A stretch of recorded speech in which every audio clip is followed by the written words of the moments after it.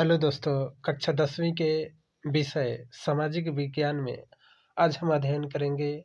Chapter का नाम है यूरोप में राष्ट्रवाद का उदय। आइए देखते हैं। पहला पहला विकल्प है, नेपोलियन ने इटली पर आक्रमण कब किया? इसका उत्तर होगा विकल्प तीसरा सही होगा। 1797 ईस्वी में इटली पर आक्रमण किए। अगला प्रश्न है, प्रश्न 2 है, 19वीं सदी में कौन सी ताकत उभरी जिसने यूरोप की राजनैतिक और भौतिक दुनिया में भारी परिवर्तन किया? इसका विकल्प सही होगा, विकल्प तीसरा सही होगा, राष्ट्र राज्य का उदय। विकल्प 1 सही है। अगला प्रश्न है, निम्न में से कौन सा लक्षण नेपोलियन की संहिता का लक्षण नहीं था? इसमें से हो जाएगा विकल्प तीसरा सही होगा, सबके लिए वयस्क मताधिकार। विकल्प तीसरा सही। अगला प्रश्न है, वियना कांग्रेस किस वर्ष आयोजित की गई? इसका आयोजन किया गया 1815 ईस्वी में। विकल्प पहला सही होगा। अगला प्रश्न है, निम्नलिखित में कौन 1815 की वियना संधि से संबंधित है? इसमें से हम लोग का विकल्प दूसरा सही होगा, ड्यूक मेटरनिख यह वियना संधि से संबंधित है। अगला प्रश्न है, नेपोलियन युद्ध के दौरान हुए बदलावों को खत्म करने के लिए किस संधि के उद्देश्य से था? इसका विकल्प सही होगा, विकल्प दूसरा सही है, वियना संधि। अगला प्रश्न है, किसने कहा था कि जब फ्रांस छींकता है तो बाकी यूरोप को सर्दी जुकाम हो जाता है? इसका विकल्प होगा चौथा सही होगा, मेटरनिख। इसका विकल्प चौथा होगा, मेटरनिख ने बतलाए थे। विकल्प 4 सही। प्रश्न अगला है, किस संधि ने यूनान को एक स्वतंत्र देश के रूप में मान्यता दी थी? इसका विकल्प सही होगा, 2 सही है, कॉन्स्टेंटिनोपल संधि। अगला प्रश्न है, आयरलैंड में प्रोटेस्टेंट के विरुद्ध आंदोलन का नेतृत्व किसने किया था? इसका उत्तर होगा विकल्प 2 सही है, बोल्ट फटोन। अगला प्रश्न है, आंखों पर पट्टी बांधी हुई और तराजू लिए हुए महिला किस बात का प्रतीक है? इसका विकल्प सही होगा, विकल्प तीसरा सही होगा, न्याय के लिए। अब आइए देखते हैं, 1 नंबर का प्रश्न है। पहला प्रश्न है, फ्रेडरिक सरायु कौन था? इसका उत्तर होगा, फ्रेडरिक सरायु एक फ्रांसीसी चित्रकार थे। अगला प्रश्न है, स्टर्नरेनर कौन था? इसका उत्तर होगा, फ्रांसीसी एक दार्शनिक थे। प्रश्न तीसरा है, जर्मन राष्ट्र का रूपक क्या था? वह किस बात का प्रतीक था? इसका उत्तर है जर्मेनियम। जर्मन एक बलूत वीरता का प्रतीक है। आइए अगला प्रश्न देखते हैं। अगला प्रश्न है, मॉन्टेरिस्ट मॉन्टेस्क्यू ने किस सिद्धांत का प्रतिपादित किया? इसका उत्तर है शक्ति पृथक्करण का सिद्धांत या अधिकार विभाजन। अगला प्रश्न है, कौन सी विश्वविख्यात घटना को राष्ट्रवाद की पहली स्पष्ट अभिव्यक्ति मानी जाती है? इसका जवाब होगा फ्रांसीसी क्रांति।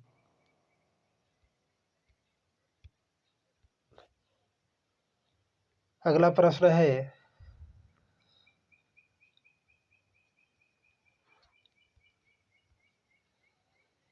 मेस्तिनी द्वारा स्थापित दो भूमिगत संस्थाओं के या संगठनों के नाम लिखिए। इसमें से हम लोग का उत्तर होगा यंग इटली और दूसरा है यंग यूरोप। प्रश्न आगे है,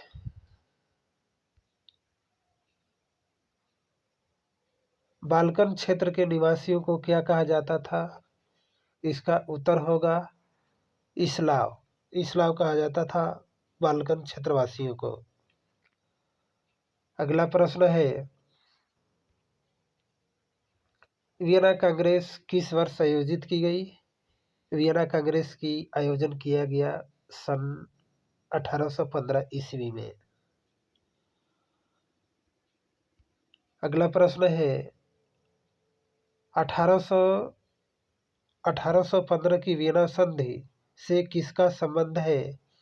यह किससे संबंधित है? 1815 की जो वियना संधि की गई, इसका उत्तर होगा ड्यूक मैटरनिक संबंधित थे। अगला प्रश्न है, नेपोलियन युद्धों के दौरान हुआ बदलाव को खत्म करना किस संधि का उद्देश्य था? इसका उत्तर है वियना संधि।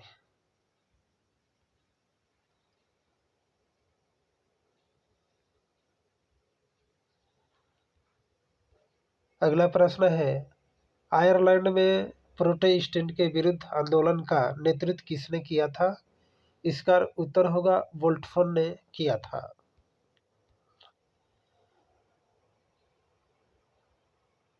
आगे देखते हैं। अगला प्रश्न है, फ्रांसीसी क्रांतिकारियों ने फ्रांसीसी लोगों को सामूहिक पहचान की भावना किस प्रकार पैदा की थी?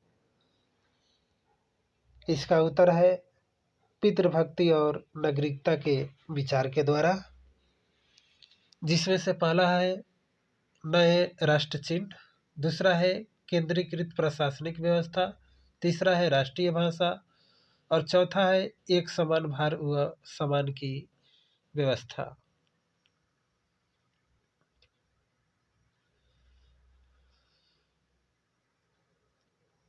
अगला प्रश्न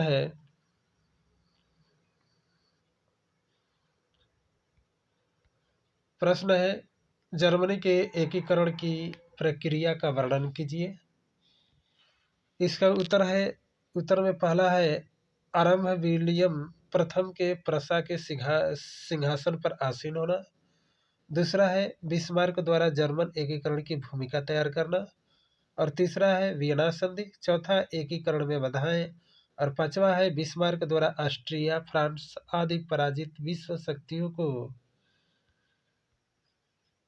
शक्तियों को तटस्थ किया व एकीकृत जर्मन का एक राष्ट्र के रूप में उभारा। आइए अगला प्रश्न है। प्रश्न अगला है, इटली के एकीकरण की प्रक्रिया का वर्णन करें। इसके मार्ग में आने वाली मुख्य बाधाएं क्या थी?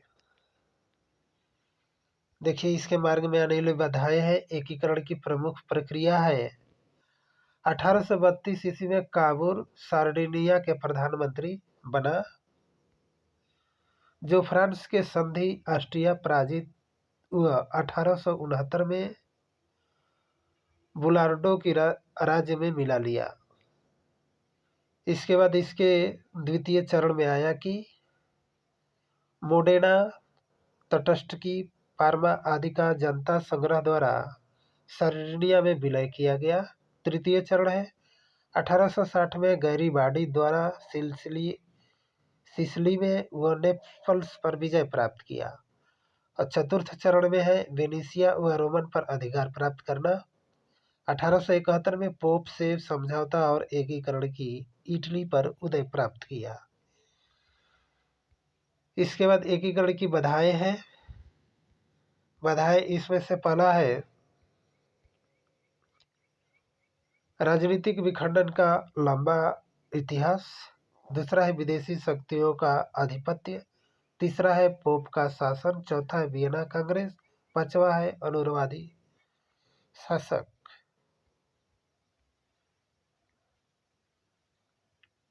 अगला प्रश्न है यूरोप में राष्ट्रवाद के उदय के लिए कौन कौन से कारण उत्तरदायी थे।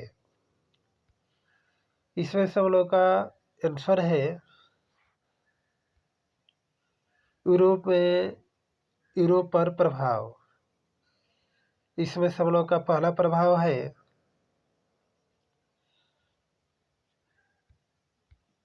राष्ट्र राज्यों का उदय। दूसरा है लोकतांत्रिक सिद्धांतों को बढ़ावा। तीसरा है सामाजिक राजनीतिक आर्थिक समानता पर बल। और चौथा है अन्य राष्ट्रों में मानवीय अधिकारों की मांग। और पांचवा है निरंकुश राजतंत्रों में क्रांतिकारी की प्रक्रिया। आइए अगला प्रश्न है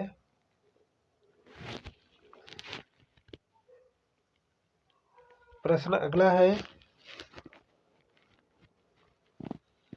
1804 ईस्वी में नागरिक संहिता के प्रावधानों का उल्लेख कीजिए जो कि नेपोलियन द्वारा लिखा हुआ नागरिकता था।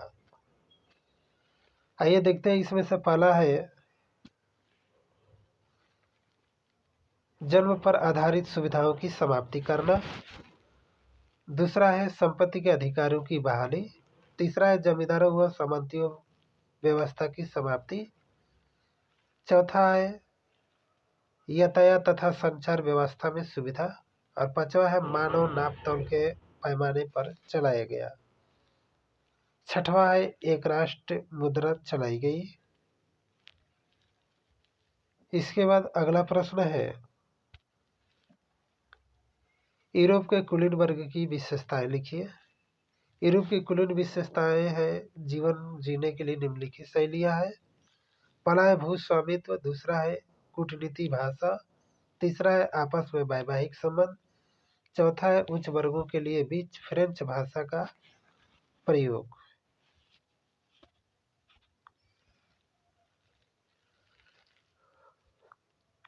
अगला प्रश्न है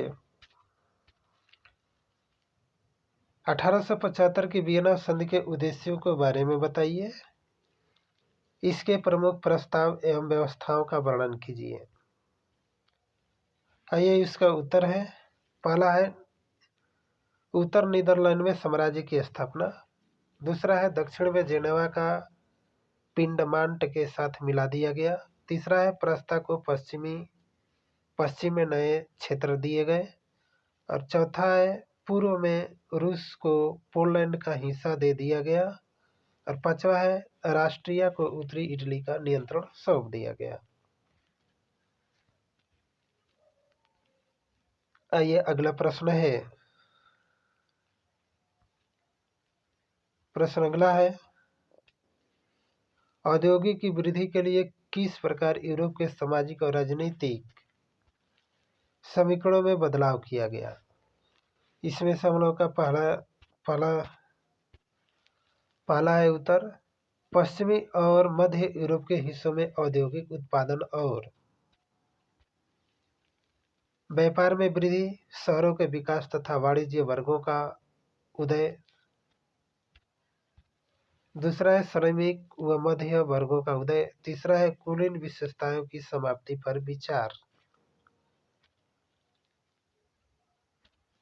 अगला प्रश्न है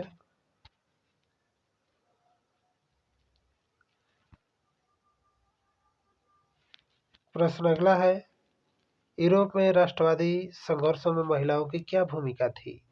भूमिका इन लोगों की निम्नलिखित थी। स्वयं राजनीतिक संगठन बनाना, इसमें पहला है समाचार पत्रों का प्रकाशन, दूसरा है मताधिकार प्राप्ति हेतु संघर्ष, राजनीतिक बैठकों तथा प्रदर्शनों में हिस्सा लेना। अगला प्रश्न है,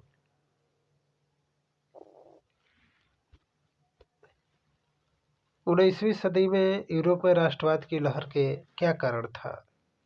इसमें कारण निम्नलिखित था। कारण पहला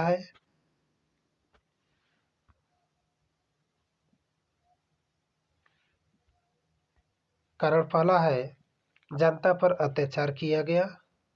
दूसरा कारण है निरंकुश शासन व्यवस्था। तीसरा है उत्तरदायी विचारों का प्रसार। चौथा है स्वतंत्रता, समानता तथा बंधुत्व का नारा दिया गया। पांचवा है शिक्षित मध्यम वर्गों की भूमिका, जो उसमें शिक्षित लोग थे। वही 19वीं शताब्दी में यूरोप पर राष्ट्रवाद का विचारधारा फेरा।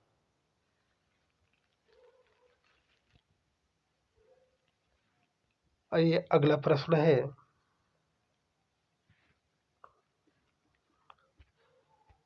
प्रश्न अगला है, नेपोलियन द्वारा लागू किए गए प्रशासनिक सुधारों के विषय में बताइए। पहला होगा नेपोलियन की संहिता, दूसरा है ग्रामीण प्रशासनिक व्यवस्था में सुधार, तीसरा है शहरी क्षेत्रों में सुधार, चौथा है व्यापार में सुधार आदि। यह प्रमुख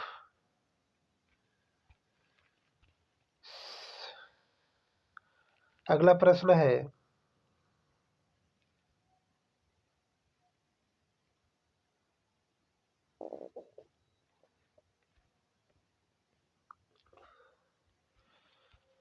प्रश्न अगला है, 19वीं शताब्दी में यूरोप में राष्ट्रवाद की लहर के कारण ये था, जनता पर अत्याचार, तीसरा निरंकुश शासन व्यवस्था, उत्तरदायी विचारों का प्रसार, स्वतंत्रता, समानता, बंधुत्व का नारा, शिक्षित मध्यम वर्ग की भूमिका। अभी इसके बारे में आगे इस प्रश्नों को दोबारा पढ़ चुके हैं। आइए अंतिम प्रश्न देखते हैं। अंतिम प्रश्न है,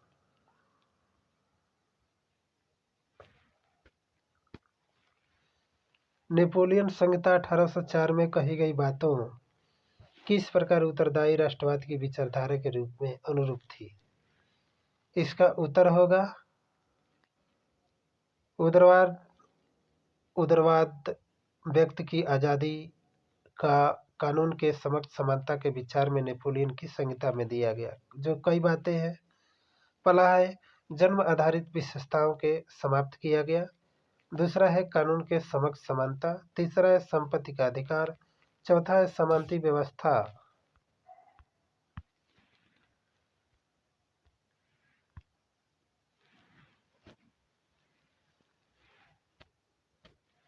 चौथा है समानती व्यवस्था का अंत,